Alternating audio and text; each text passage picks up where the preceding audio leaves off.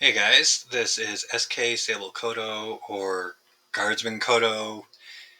So, this is a quick and dirty for the OpenTrack AI head and eye tracker for ATS ETS 2.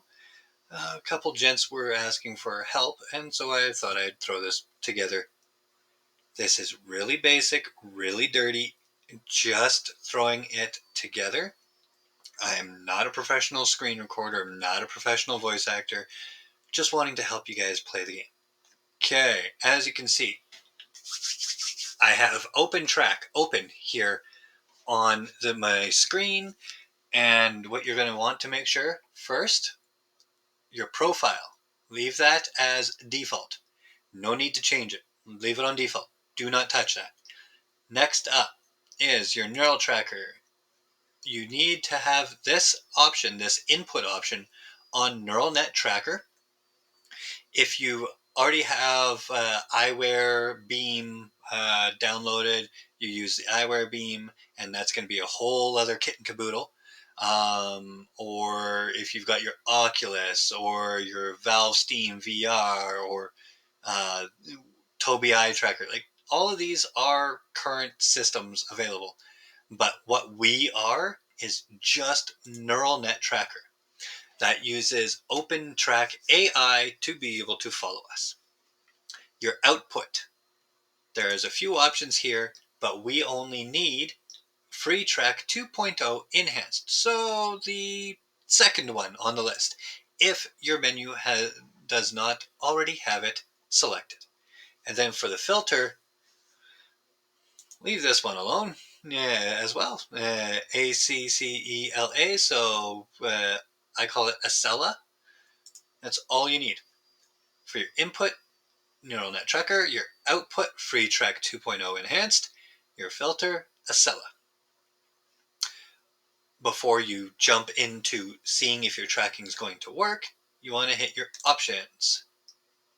So for me, I have that set so it's over here. So when you first open it, you'll have shortcuts pop up. In ATS ETS2, you will want to have a whatever key binding that you create for OpenTrack to be free and clear of any key binding in the game. So for me, I have the key binding set to Control Z. Bind, press a key or close this window to remove that. Again, so all I did was just hit Control Z again to make sure that my key binding stayed where I wanted it. Now, you can have your start and stop tracking. Again, this is something that you want to make sure is separate from ATS key binding. Now, your output, in general, it's a good idea to have only yaw activated. You can have everything else deactivated. I need to invert mine because for some reason my camera is a little weird. I don't know why, but I have mine as inverted. As you can see, yaw says yaw, pitch says pitch. Roll can be put as roll, or if I'm rolling it in my head, it'll do whatever else. So I have them currently as disabled. Relative translation, game detection, tracker, filter. Filter. Okay. Acela, you want to make sure that your smoothing is set to full. And your position filtering is set to full. Basically, this just smooths it out. So instead of going literally, now just follow the mouse, bap, bap, bap, bap, it it smooths it out for your head movement. It tries to. So make sure that your filter is set there. Now again, tracker. There's a whole bunch of stuff in here. Not really needed to, but I mean, if you turn on the tracker you can then start the calibration. But right now, you don't need to worry about it. Back to shortcuts. Again, just make sure Control Z for me. For you, it needs to be a key binding that you do not use in your simulator. Either ATS, ETS2, F1, whatever. Don't worry about it. Then you can keep your center at startup. You want to have a centering method as point. That's literally it. Just keep that there. Now, this I'm not too sure on, but it looks like something else. But again, don't worry about it. Forget about it. All right. Now back over to the tracking. Start. As you see, the camera has now come online. I've got a green line, which essentially is booger hooking me. It's on my nose. Same with the red line. Now, see, the camera is mirrored. So this red line here keeps about your center line. Don't worry, YouTube, it's 2 fingers. So keeps a center line. And then there's a blue line here that watches for roll, I do believe. But again, okay, so if you look under right here, you'll see that there's a whole lot of tracker data going on. Yaw, pitch, roll, XYZ. That just means that the application is working properly. As you can see, my steering wheel is here, and after that little tapping, the camera bounced. You need to have the camera nice and close, and a decent light bulb on top. Okay, the reason for that is it needs good light to be able to track you properly. And as you see on the left of me, right on the camera, yeah, left, yeah, left. It's a quick and dirty, guys. I'm sorry. The octopus is moving around. Now, let me just recenter. So now the yaw and the pitch have gone back down into low numbers.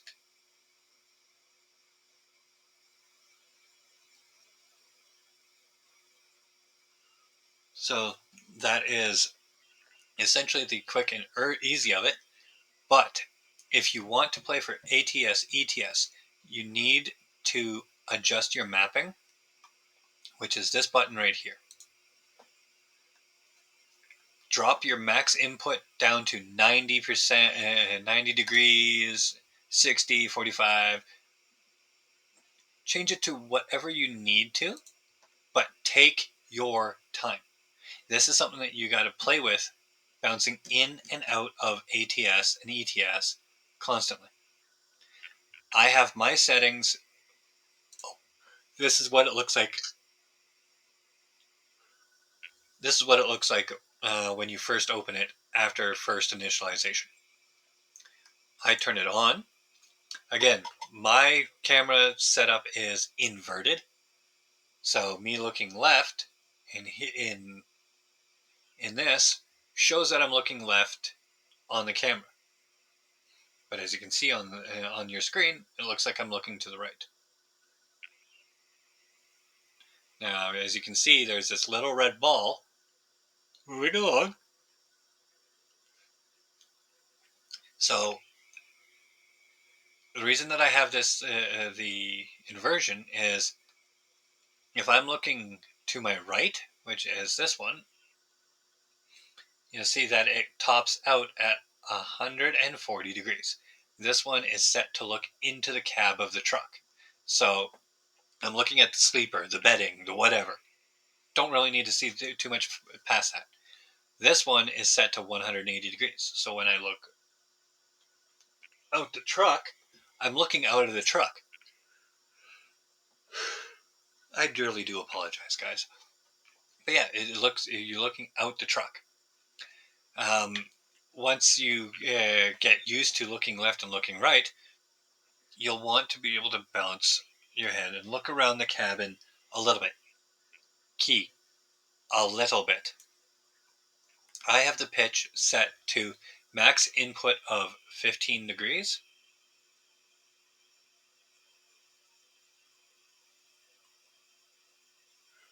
Doing up to 90 degrees because that's the lowest it'll let me for the output. But this is basically to look up at your cabin cubby holes, your radio, whatever, and then looking down towards the bottom of your dash, your steering wheel, towards the knees of where your character's knees should be. That's really it. Again, roll X, Y, Z. They're not needed. They're not necessary. Don't worry about them.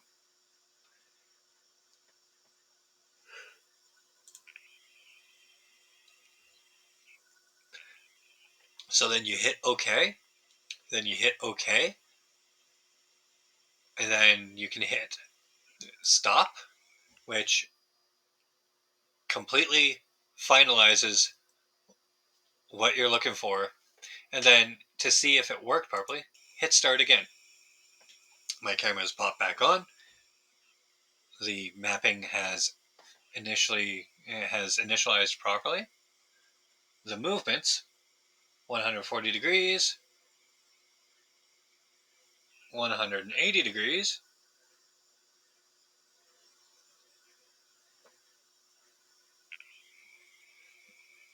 Now, I know it's very small, but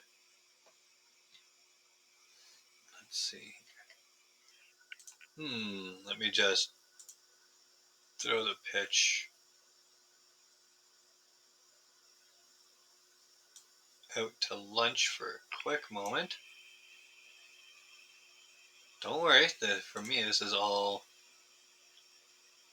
Now you see that the octopus is looking skyward. There you go. It really all will depend on your personal preferences for your mapping to look left, for your mapping to look right, for your mapping to look up and down. Just keep in mind, in the racing and